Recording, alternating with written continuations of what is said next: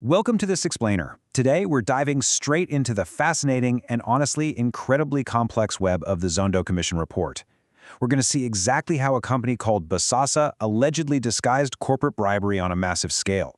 We'll look at how high-ranking officials were targeted, how the whole operation was deliberately kept off the books, and what actually happened when the people involved were finally forced to testify under oath. So we're focusing specifically on Volume 3 of this monumental report. And let me tell you, this document is an absolute treasure trove of investigative work. It details the meticulous, highly covert mechanisms used to funnel benefits to high-profile officials in South Africa. We aren't just talking about vague allegations here. We're talking about actual paper trails, sworn affidavits, and some pretty dramatic moments where testimonies just completely collided. We've got a lot of ground to cover, so here's our roadmap. 1. Bosasa's secret projects team. 2. Free upgrades from Mr. Gincana. 3. The guesthouse party dispute. And 4. Shifting stories and new evidence. All right, let's jump into Part 1, Bosasa's secret projects team. Okay, so according to Richard le Roux, he's the guy who actually headed up Bosasa's so-called special projects team. This procedure was unbelievably covert. The whole thing would kick off with a direct call from Bosasa executives Gavin Watson or Angelo Agrizzi. Le Roux would go out, do a site survey, and quotes were generated using fake project names like Project Jones. They even opened cash accounts under Agrizzi's name. But here is the truly wild part. His team operated in plain clothes, they drove unbranded vehicles, and they were literally instructed to strip the serial numbers off the security equipment they installed. They did this so absolutely nothing could ever be traced back to Bosasa.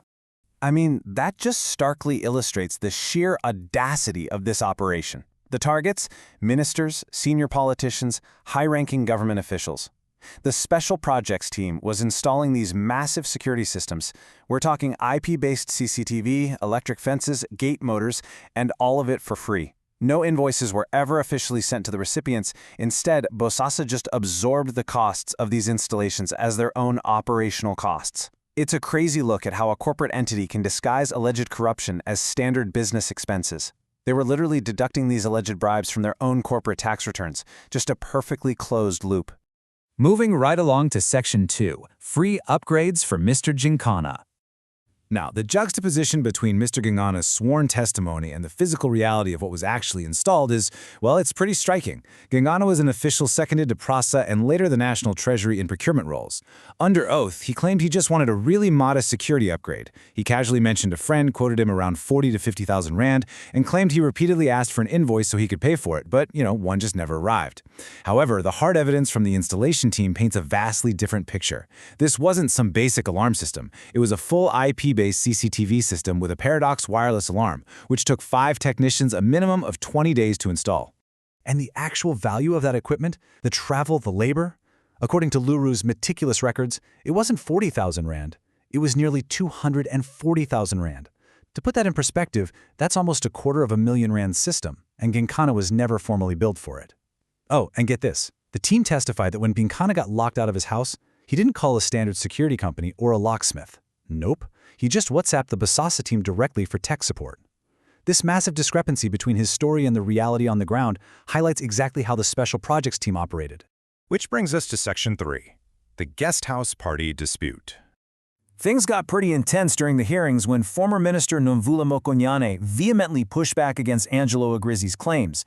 Agrizzi testified that Bosasa provided Mokonyane with all sorts of benefits, cash, food, home maintenance, basically because of her powerful political position. But Mokonyane aggressively drew a line in the sand. She stated under oath that she had never even been in a meeting with Mr. Agrizzi. She strictly denied having any social or personal interaction with him whatsoever.